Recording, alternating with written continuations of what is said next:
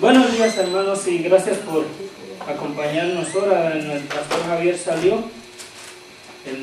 no sé si el domingo les dijo pasado, yo creo que no, ¿sí? Dijo que a lo mejor tenía que salir a Baicelia, fue a ver a su familia, ¿no? No, hemos estado. Y es hermana en el Señor y ya están las últimas. Y él me dijo, dice, tengo en mi corazón, dice, quiero ir a verla. Le digo, pues vaya. Yo acá agarro bibliazos a los hermanos. El miércoles sí nos dijo, los que venimos el miércoles, que posible iba a compartir algo. Voy a leer ahí en Marcos 15, ahí va a ser el mensaje, el estudio. Voy a empezar leyendo en el 16, voy a leer el 1 al 6 y luego regresamos. Ay, Padre Santo, gracias, bendito Dios, por un día más de vida, Señor. Gracias por tu fidelidad, tu misericordia, Padre Santo. Te doy las gracias, Señor, por el privilegio, Señor, que me das de compartir aquí con mis hermanos, Señor. Yo soy, Señor, mirando, Señor, el punto de vista con mi vida, el pecado de mi vida, mi pasado, Señor, sin ti. Soy indigno, soy inmerecedor, Señor, de este privilegio.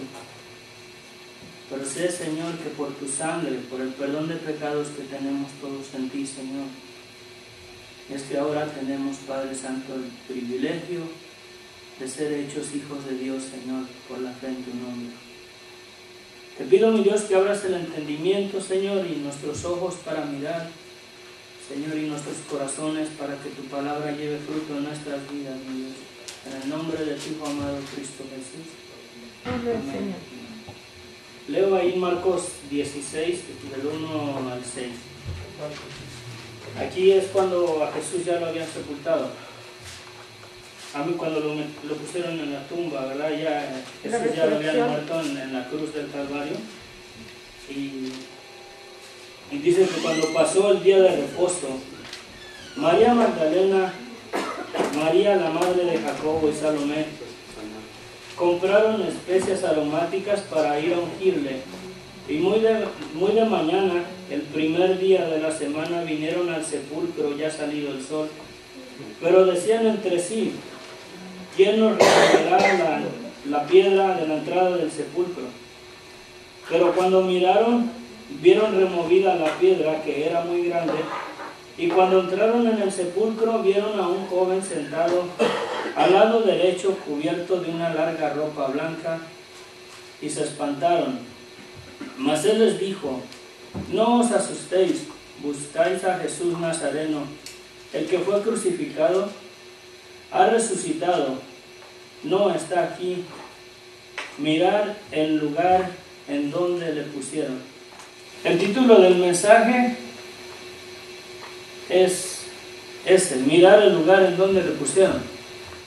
Podemos mirar que ellas presenciaron que lo pusieron en una condenación que no merecía, lo pusieron en un madero, lo pusieron en una tumba y fueron el primer día de la semana, que es domingo en la mañana, fueron al sepulcro para ungir a Jesús como un acto de misericordia por el amor que ellos tenían por él.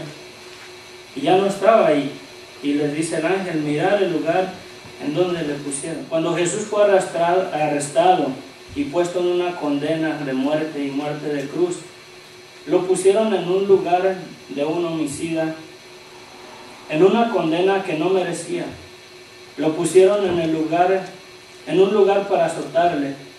Lo pusieron en una cruz, en una muerte que no merecía. Y por último lo pusieron en un sepulcro, y viendo muchos testigos en donde le pusieron, no miraron en verdad en donde le pusieron. A Jesús toda la injusticia de los sacerdotes, de toda la gente que estaba ahí en ese tiempo, cuando lo condenaron, mirando todo lo que le hicieron, mirando dónde lo pusieron, nunca miraron en realidad, ¿verdad? Hablando espiritualmente, en dónde lo pusieron al Señor. Y ahora, 2000 años después, yo quiero que el Señor nos abra los ojos y podamos mirar en realidad en dónde pusieron a nuestro Señor. Sin haber estado ahí, nosotros sin mirar todo lo que le hicieron, podemos mirar en realidad en dónde pusieron a Jesús. Vamos a Levíticos, no, espérenme, voy a Marcos 15, ahí un versículo atrás. En Marcos 15 voy a leer del 1 al 15. Muy de mañana, habiendo tenido consejo, los principales sacerdotes con los ancianos, con los escribas y con todo el concilio, llevaron a Jesús atado y le entregaron a Pilato.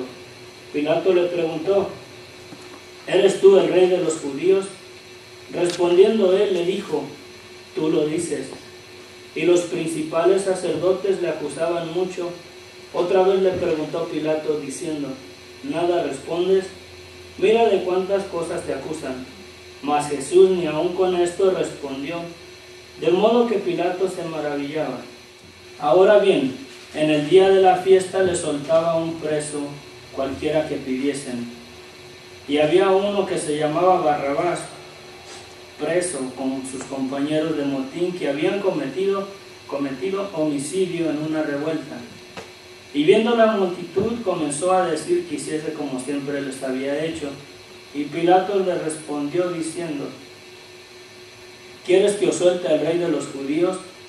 Porque conocía que le habían entregado los principales sacerdotes. Porque conocía que por envidia le habían entregado los principales sacerdotes.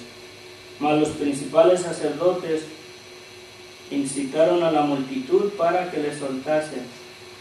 Ahí si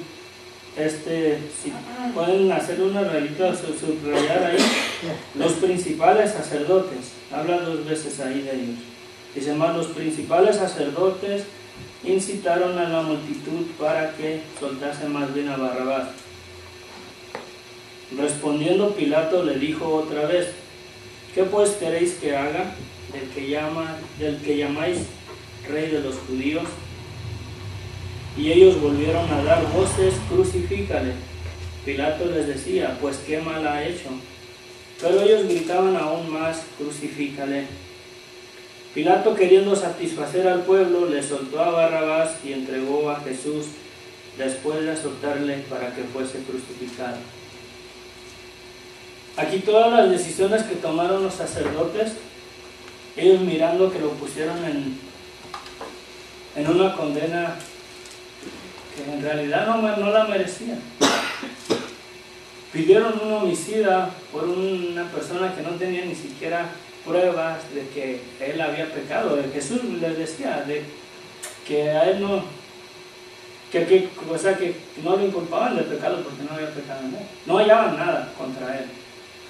Y pidiendo un homicida. Fueron unas decisiones humanamente bien injustas. La injusticia no solamente del sacerdocio, del ser humano, en las decisiones que hicieron. Ahora sí voy a reforzar el mensaje ahí en Levíticos 16. En Levíticos 16, versículo del 5 al 10 dice: y la congregación de los hijos de Israel tomará 2 machos cabríos por expiación y un carnero para holocausto, y hará traer a Aarón el becerro de la expiación que es suyo, y hará la conciliación por sí y por su casa. Después tomará los 2 machos cabríos y los presentará delante de Jehová a la puerta del tabernáculo de reunión, y echará suerte a Aarón, que es el sacerdote, el sumo sacerdote, y echará suerte a Aarón sobre los 2 machos cabríos, una suerte por Jehová y otra suerte por Azazel, y hará traer a Aarón al macho cabrío sobre el cual cayere la suerte por Jehová, y lo ofrecerá en expiación, mas el macho cabrío sobre el cual cayere la suerte por Azazel, lo presentará vivo delante de Jehová para hacer la reconciliación sobre él, para enviarlo a Azazel al desierto. Más adelante en el versículo 15 dice: después degollará el macho cabrío en expiación por el pecado del pueblo, y llevará la sangre detrás del velo dentro, y hará de la sangre como hizo con la sangre del becerro. Y en el versículo 20 al 22 dice: cuando hubiera acabado de espiar el santuario y el tabernáculo de reunión y el altar, hará traer el macho cabrío vivo, y pondrá Aarón sus 2 manos sobre la cabeza del macho cabrío, sobre el macho cabrío vivo, y confesará sobre él todas las iniquidades de los hijos de Israel, todas sus rebeliones y todos sus pecados, poniéndolos así sobre la cabeza del macho cabrío, y lo enviarán al desierto por mano de un hombre destinado para esto. Aquel macho cabrío llevará sobre sí todas las iniquidades de ellos a tierra inhabitada, y dejará ir al macho cabrío por el desierto. Este sacrificio se hacía una vez al año, y el sacerdote es cuando entraba en el lugar santísimo una vez al año, y para poder entrar él ahí tenía que ofrecer primero un sacrificio por sus pecados de él, para tener acceso, porque ningún ser humano tiene, sin sacrificio no tenemos acceso delante de Dios, nadie, por el pecado de nuestras vidas. Y ese sacrificio le presentaban 2 machos cabríos a los sacerdotes. El sacerdote, para escoger cuál iban a sacrificar, el macho cabrío tenía que ser sin defecto alguno, sin defecto, porque no podía ofrecer un sacrificio ante Dios que tuviera defectos, que fuera cojo, tuviera torto un ojo, porque no era acepto delante de Dios. El punto aquí es que ellos, mirando la condenación que pusieron a Jesús, nunca jamás miraron en qué lugar estaban poniendo a Jesús. En sustituto perfecto, aquel macho cabrío que tenía que ser sacrificado para expiación del pecado del pueblo de Israel, y no solamente del pueblo de Israel, sino de toda la humanidad. Dice: por todas las iniquidades de los hijos de Israel y todas sus rebeliones y todos sus pecados. En el macho el otro que lo dejaban ir libre al desierto, y el sacerdote ponía las manos sobre este macho cabrío y confesaba todos los pecados del pueblo de Israel que habían cometido sobre este animal. Cuando hicieron la decisión de dejar ir libre a Barrabás, ellos físicamente no pusieron las manos en la cabeza de este hombre y confesaron: no, somos pecadores, somos estos, somos inicuos, jamás lo hicieron. Pero con el simple hecho de la decisión que tomaron, ellos confesaron, se manifestó la maldad del pueblo de Israel en la decisión que tomaron. Y viendo ellos, ahora sí que ¿dónde pusieron a Jesús? Espiritualmente estaban cegados, no miraron verdaderamente en dónde le pusieron. Todas las decisiones que tomaron ahí, no hubo necesidad cuando ellos dijeron que, ahora, el sacerdocio, los sacerdotes en este tiempo son hijos de Aarón, y era el sumo sacerdote el que echaba suerte entre los dos, y aquí fueron los sacerdotes, la descendencia de Aarón, los que echaron suerte entre Jesús y Barrabás. Y inconscientemente, a ellos no les pasó ni por tantito. Y yo sé, el Señor me estaba ministrando que ni Satanás se dio cuenta en dónde estaban poniendo a Jesús, si no, nunca lo hubieran puesto. Porque Satanás fue vencido, la obra y el plan de Satanás que sometió en el jardín de Edén, cuando engañó al hombre. Si él se hubiera dado cuenta del lugar verdaderamente donde estaban poniendo a Jesús, nunca lo hubiera hecho. Ellos, mirando dónde lo pusieron, jamás miraron en dónde lo pusieron en realidad. Dice aquí en Marcos 15, del 16 para adelante: entonces los soldados le llevaron dentro del atrio. Eso es, al atrio. Entonces los soldados le llevaron dentro del atrio, esto es, al pretorio, y convocaron a toda la compañía. y le vistieron de púrpura y poniéndole una corona tejida de espinas. Comenzaron luego a saludarle: salve, rey de los judíos. Era en una forma burlándose de él. Y le golpearon en la cabeza con una caña y le escupían, y puestos de rodilla le hacían reverencias.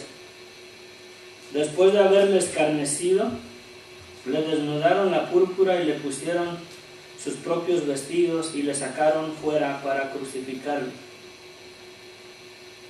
Y obligaron a uno que pasaba, Simón de Cirene, Pedro de Alejandro y de Rufo, que venía del campo, a que llevase la cruz, y le llevaron a un lugar llamado Gálgota, que traducido es lugar de la calavera, y le dieron a beber vino mezclado con ramas. Él no lo tomó. Cuando lo hubieron crucificado, partieron entre sí sus vestidos, echando suerte sobre ellos para ver qué se llevaría cada uno. Era la hora tercera cuando le crucificaron, y el título escrito en su causa era: el Rey de los Judíos. Crucificaron también con él a 2 ladrones, uno a la derecha y otro a la izquierda, y se cumplió la escritura que dice: y fue contado con los inicuos. Y los que pasaban le injuriaban, meneando la cabeza y diciendo: va, tú que derribas el templo de Dios y en 3 días lo reedificas, sálvate a ti mismo, desciende de la cruz. De esta manera también los principales sacerdotes, nuevamente, escarneciendo,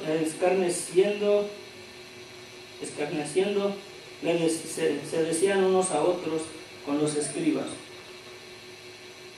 a otros salvó, a sí mismo no se puede salvar. El Cristo, Rey de Israel, descienda ahora de la cruz, para que veamos y creamos. También los que estaban crucificados con él injuriaban.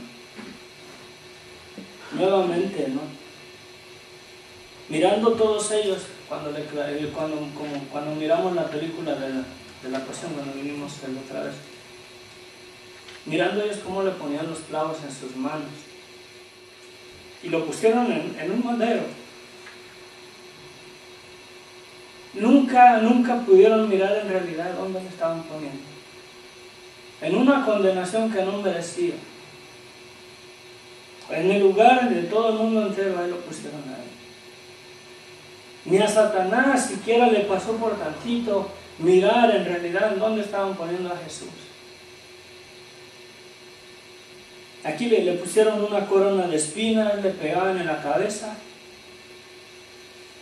Jesús dice que enmudeció y no abrió su boca, y como un cordero, él dio su vida.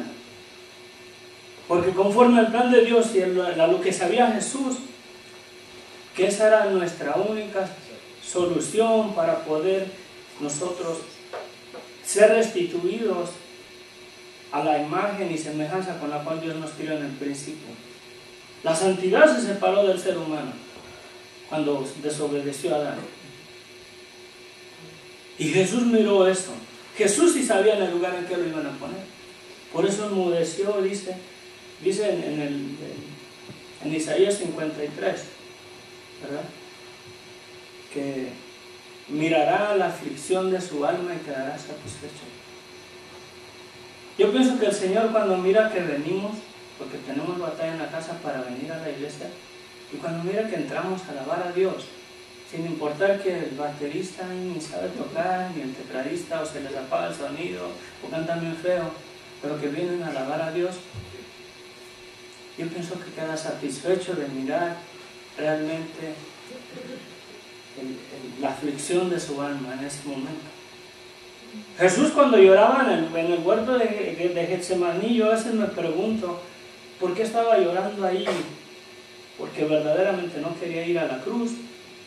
¿O porque verdaderamente muchos seres humanos no van a querer el mensaje y se van a perder? A pesar de lo que Él hizo, de lo que Él ya nos dio, porque el perdón de pecados es un hecho para nosotros, para todo ser humano que cree. Yo a veces me pongo a pensar así y me he puesto a meditar y digo: Señor, la certeza de la resurrección de Jesús es porque no había pecado en su vida. La muerte entró al ser humano por el pecado, porque Dios le dijo, el día que de ese árbol comieres ciertamente morirá. El hombre desobedeció, ¿verdad? Consiguió el pecado y por el pecado la muerte, dice en el libro de Romanos. Por eso es que el ser humano muere. En Jesús no había pecado. Él podía entrar al sepulcro y salir de ahí con una seguridad por la santidad que había en su vida. Él sabía que la muerte no tenía control de su vida. Por eso él tuvo que dar su vida, porque ni la muerte misma podía llevárselo. ¿Verdad? Si uno tuviera esa seguridad de que me puede pasar un tren encima, yo sé que me levanto de ahí. Y yo no iba a estar llorando de él porque voy a morir. Porque en realidad la muerte no tenía control sobre la vida de Jesús y no tiene. Y mucho menos ahora la tiene sobre todos los creyentes. Verdaderamente yo pienso que la angustia de Jesús era eso, que muchos no van a recibir el mensaje. Les habla uno del Señor, de veras si cierran la puerta a uno, lo tiran a uno de loco, y a veces, humanamente, la situación que nos rodea, en el rechazo que hay en el Evangelio, a veces Satanás mete duda en nosotros también. ¿Será verdad lo que creo? Y Jesús yo pienso que por eso lloró en el Getsemaní, porque no todos le iban a recibir. Yo cuando fui en agosto a México, pasé a ver una madrina que tengo que me bautizó, de bautizar. Y le dije, ¿verdad? Le digo, no, le dije, yo comparto ahora las nuevas de salvación, comparto el Evangelio de Jesús, lo que Jesús hizo en la cruz del Calvario a través de su muerte. Y dice, te voy a decir como le dije la otra vez a una señora, dice, Jesús murió en la cruz por tonto, dice. Así me dijo, yo me dolí, o sea, la humanidad verdaderamente, Satanás ha cegado el entendimiento, y nosotros teníamos el entendimiento cegado. Y es solamente a través de lo que Jesús hizo. ¿Cómo nos está llamando? ¿Cómo nos está llamando? Sí. Todo lo que le hicieron a Jesús, ellos jamás miraron en dónde le pusieron. ¿Dónde me quedé? En el 32. 15:32. Sí, sigo adelante. Sí, estamos tiempo. Cuando vino, dice en el 33, Marcos 15:33. Cuando vino la hora sexta, hubo tinieblas sobre toda la tierra hasta la hora novena. Y a la hora novena Jesús clamó a gran voz diciendo, Eloi, Eloi, lama sabactani. Que traducido es, Dios mío, ¿por qué me has desamparado? Conforme a las palabras del rey David, allá en Salmos 22:1. Profecía se cumplió ahí. Y algunos de los que estaban ahí decían al oírlo, mira, llama a Elías. Y corrió uno y empapando una esponja de vinagre y poniéndola en una caña, le dio a beber, diciendo, dejad, veamos si viene Elías a bajarle. Mas Jesús, dando una gran voz, expiró. Entonces el velo del templo se rasgó en dos, de arriba abajo. Y el centurión que estaba frente a él, viendo que después de clamar así, había expirado así, dice, viendo que después de clamar así, expiran, ay Dios mío, mis cebolas, viendo que después de clamar había expirado así, dijo, verdaderamente este hombre era hijo de Dios. También había algunas mujeres mirando de lejos, entre los cuales estaba María Magdalena, María la madre de Jacobo, el menor, y de José y Salomé, quienes cuando estaba en Galilea le seguían y le servían, y otras muchas que habían subido con él a Jerusalén. Dice, cuando llegó la noche, porque era la preparación, es decir, la víspera del día de reposo, José de Arimatea, miembro noble del concilio que también esperaba el reino de Dios, vino y entró osadamente a Pilato y pidió el cuerpo de Jesús. Pilato se sorprendió de que ya hubiese muerto y haciendo venir al centurión le preguntó si ya estaba muerto. E informado por el centurión, dio el cuerpo a José, el cual compró una sábana y quitándolo esto de la cruz del madero, lo envolvió en la sábana y lo puso en el sepulcro que estaba cavado en una peña, e hizo rodar una piedra a la entrada del sepulcro. Y María Magdalena y María, madre de José, miraban dónde lo ponían, pero jamás miraron en realidad dónde lo pusieron a nuestro Señor. Lo mismo. Yo no sé si el Señor les ha hablado a ustedes como a mí a través de esto, que nosotros, sin haber estado ahí cuando lo juzgaron de esa manera injusta, oiga, pedir un matón por una persona que anduvo sanando ciegos, anduvo sanando paralíticos, leprosos, resucitando gente de los muertos, y pedir un matón por esta persona fue un acto verdaderamente de crueldad, de injusticia, no solo de los sacerdotes ni del pueblo de Israel, sino de la humanidad. Ahí se manifestó la maldad que hay en el ser humano. No hubo, como les decía, no hubo necesidad que el sacerdote pusiera las manos en la cabeza de Barrabás y somos bien malos, somos injustos, y dejar ir al macho cabrío al desierto. Dejaban ir en el que confesaban los pecados del pueblo, lo dejaban ir libre, sin poner las manos sobre Barrabás y confesar lo que ellos eran. Con la decisión que tomaron se manifestó el pecado, fue manifiesto, porque cuando uno confiesa nuestros pecados delante de Dios, es que los ponemos al manifiesto, al descubierto delante de Dios. Le decimos tal es lo que hay en nosotros. Y ellos, sin haber confesado, con la pura simple acción, se manifestó el pecado del hombre. No fueron los sacerdotes en realidad quienes crucificaron a Jesús, quienes lo mataron, quienes lo pusieron en una cruz, no fueron los romanos. Fue el pecado del ser humano. Nuestra situación para poder tener el plan de salvación, la redención, el perdón de nuestros pecados en esa situación.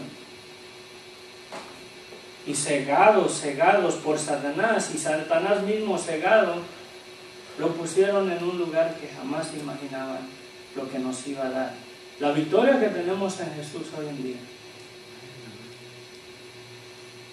Yo no sé su situación de sus vidas, pero nos llueve, nos truene, nos relampaguee. Esto no es realmente la vida. Jesús dijo: el que quiera salvar su vida la perderá. No debemos de poner nuestra esperanza en las cosas de este mundo, sino en esto. Que así tuviéramos una enfermedad de muerte y que quizás el doctor nos dijera: tienes 3 días, tenemos la esperanza que dijo Jesús: el que cree en mí, aunque esté muerto, vivirá. Por esta situación, por el lugar en donde pusieron a Jesús. Y mirando dónde lo pusieron, jamás miraron en realidad dónde lo ponían. Yo no sé cuál sea la situación de cada uno de ustedes, hermanos. El Señor estuvo ministrando conmigo de este mensaje.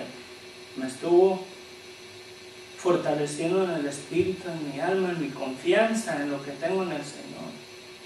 Porque la mera verdad, la vida es dura. Las circunstancias que nos rodean, la rutina en la que vivimos, a veces nuestra fe viene siendo como algo secundario, como decía el hermano. La fe es el éxito. Si realmente estamos confiados en que Jesús dice: el que cree en mí, aunque esté muerto, vivirá, entramos a la confianza que dice Jesús. Que no tengamos temor al que puede quitar la vida, ¿verdad? Al que nos puede matar. Más bien tener temor a aquel que puede, después de quitar la vida, de matar a uno, puede destruir tu alma y tu espíritu en el infierno, en el agua de fuego. A veces Yo lo que miro, por ejemplo, en las iglesias en general, hay una necesidad en las personas, hay hambre de conocer del Señor. Hay enfermedades en las personas, en nosotros, que a veces nos traen a buscar de Dios con el fin de que Dios nos sane. Ay, Señor, sáname de esto, no sé, cáncer, lo que sea, enfermedades en nuestras vidas. Y vemos que no contesta el Señor, seguimos enfermos y todo eso, pero nosotros estamos más sanos de lo que no nos imaginamos. Así estamos ya con un pie en el sepulcro, estamos más vivos y verdaderamente hemos creído en la obra de Jesús, y que así cuando Él murió dice que se partió el velo de arriba abajo, se abrió el acceso a la entrada de Dios por la sangre de Jesús. Toda la humanidad tiene acceso a este lugar, todos, siempre y cuando lo reciban y crean en el Hijo de Dios, en lo que Él nos dio. Yo no sé, el Señor ha ministrado mi corazón esta mañana. Yo no sé si a mi brother le puso algo en el corazón para acompañarnos. Una alabanza, no sé, digno eres, no sé lo que quieras. Pensando en esto, en lo que tenemos. Yo sí les digo, hermano, necesitamos unirnos, tener este mismo sentir y mirar verdaderamente. Si miran, yo les recomiendo una concordancia o algo. Hay pasajes de donde habla de la muerte, donde, por ejemplo, en Isaías dice, oh muerte, yo seré tu muerte. Y está hablando Dios mismo, ¿verdad? Es Dios mismo el que dice, oh muerte, yo sí, se me había olvidado eso. Les tengo pancito. Yo sé que no es primero del mes, pero ahorita que compartamos el pan, ¿verdad? La cena del Señor, quiero que verdaderamente miremos, ¿verdad? Meditemos y miremos verdaderamente en dónde pusieron a nuestro Señor Jesucristo. Que miremos verdaderamente en dónde le pusieron. ¿Qué dice Jesús, verdad?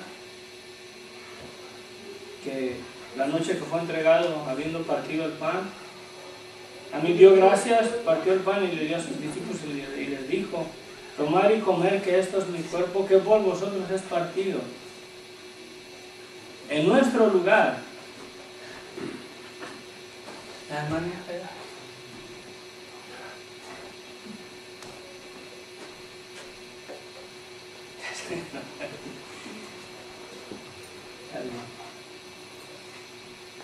¿Qué creen, hermanos, que pasa en la mañana? Agarrar el grape juice, porque digo, ay, creo ya vi un poquito. Y entro a la carrera, andaba a la carrera y agarro y me traje un prune juice. Y dije, no, me le voy a soltar a los hermanos del estómago a todos. Y luego llego y estoy sirviendo los vasitos y lo miro bien espeso así, y dije, no, esto no es. Pero sí había, gracias a Dios, había bien poquito y rindió para todos esos.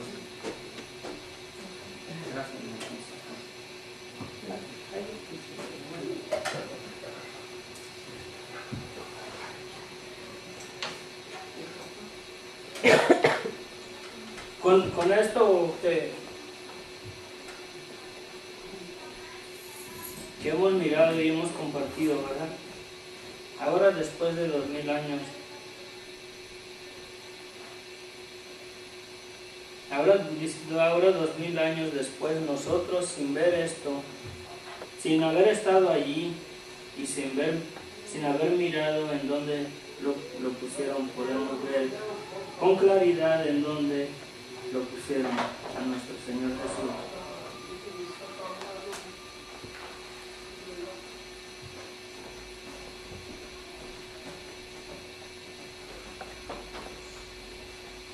Cuando la seguridad que tenía Jesús y que tiene, porque Él vive. Cuando lo estaba diciendo a sus discípulos todos en el Evangelio de San Juan, antes de su arresto y todo, les está diciendo todo acerca de la vida eterna, de lo que tenemos en Él y todo.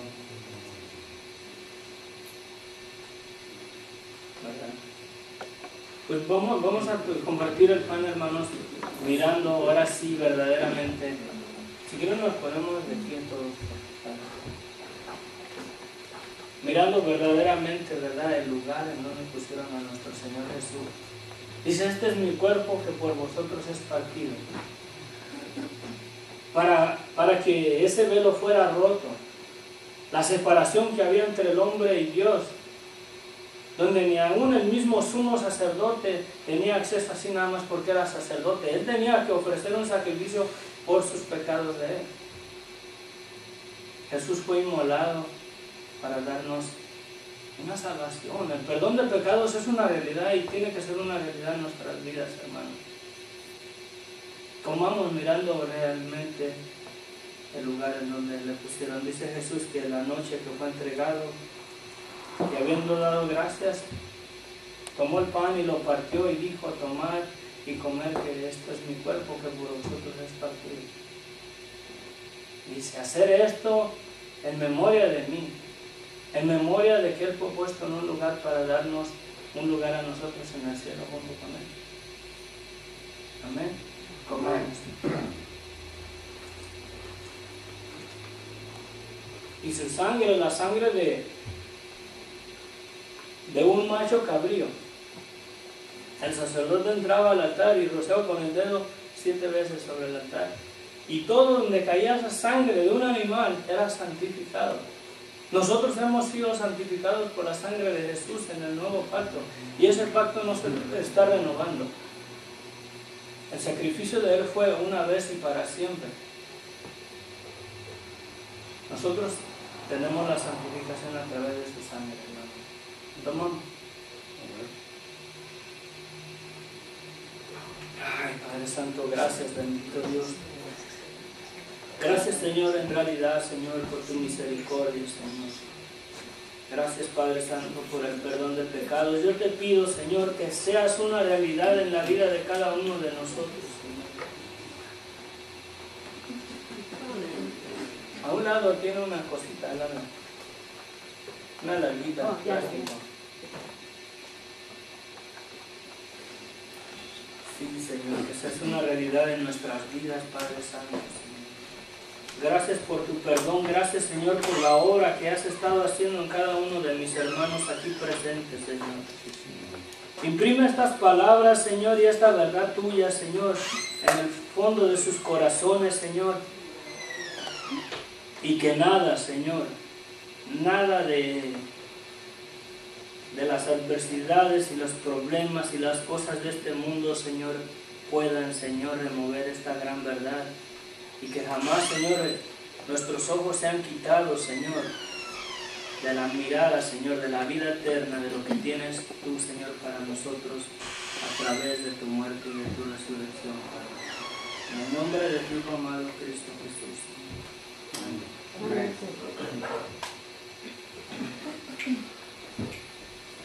Está bien, Marcos. Fíjate. Ay, pues la hermana no va a venir. Yo necesito ponerle más fuego allá porque está apagando todos los micrófonos. No sé, yo... Espérenme. Gracias. Gloria a Dios.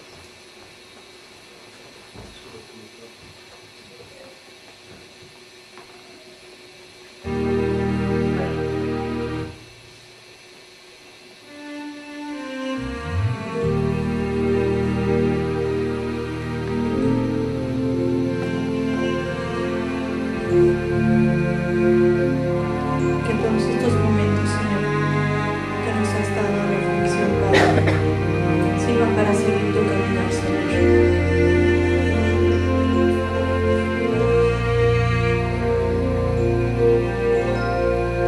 Clavado en una cruz, con un dolor profundo, así murió Jesús, el Salvador del mundo, clavado en una cruz, con un dolor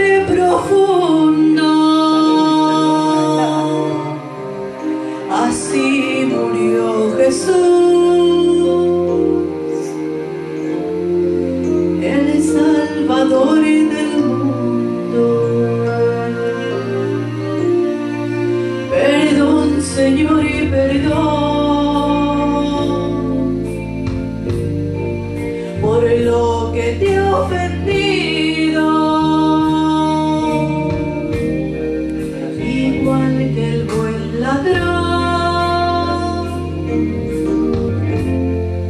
Hoy vuelvo arrepentido. Cuando te vea venir triunfante por las nubes, acuérdate de mí entre tus multitudes. Perdón, Señor, y perdón. Nosotros te matamos con clavos en los pies, con clavos en las manos. Cuando te vea venir triunfante por las nubes, acuérdate de mí entre tus multitudes.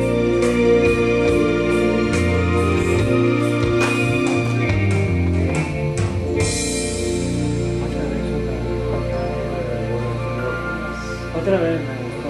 ¿Otra vez? Si tienen una necesidad de oración, hermanos, pueden pasar aquí y oramos todos juntos en grupo. Yo quería Sí.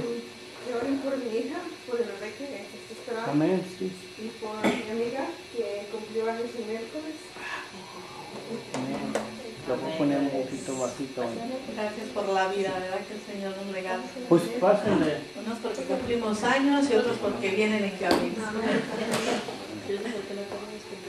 Dios, ya no queremos cumplir. Sí, después de los 20 descumplimos.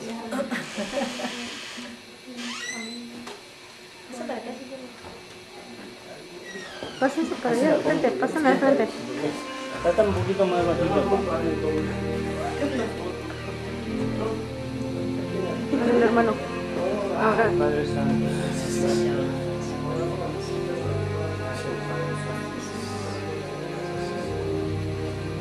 Padre Santo, gracias, bendito Dios.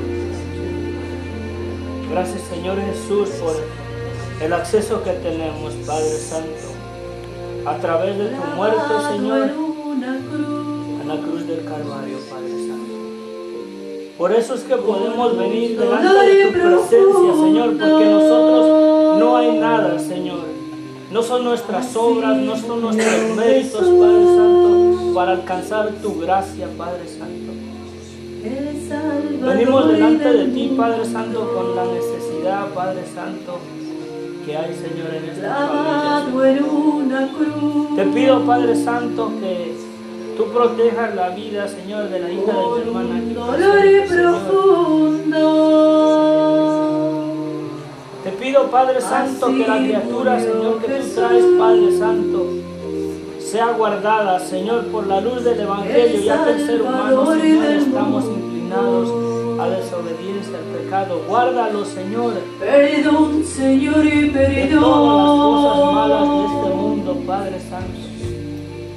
por lo que Ponle, te he Señor, una visión nueva, Señor, en mi hermanita aquí ofendido, presente, Señor, y un deseo en su corazón igual que para el recibirte, buen Señor, como tu Señor y ladrón. Salvador, Señor, y que tú seas el centro de su vida. Hoy vuelvo a Y que tú, arrepentirme. Señor, esa criatura, Señor, la guardes, Señor, de tanto mal que hay, Señor. Cuando te vea venir, Padre Santo, concédele los deseos del corazón de mi hermana triunfante Belita. por las nubes. Gracias, Señor, por la redención de cáncer en su vida, Padre Santo, de mí. que solamente es por tu gracia y tu misericordia, Padre. Gracias, Señor amado, por cada petición, cada corazón, Señor, cada oración contestada en este lugar. Gracias, Padre Santo, por el pastor Javier, Padre Santo. Las fuerzas, Padre Santo, de permanecer después de tantos años aquí compartiendo tu palabra, Señor, pura, Señor, sin levadura, Padre Santo, para que edifique nuestras vidas, nuestros corazones, sin ningún interés, Señor, de que tengamos religión, sino que tengamos, Señor, conocimiento de tu palabra.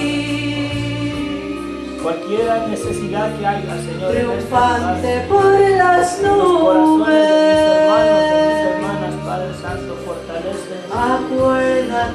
No están ajenas delante de ti, Padre Santo. Es por tu perdón, por tu gracia, por tu misericordia, Señor, que tenemos, Señor, acceso a las riquezas inescrutables de tu gracia.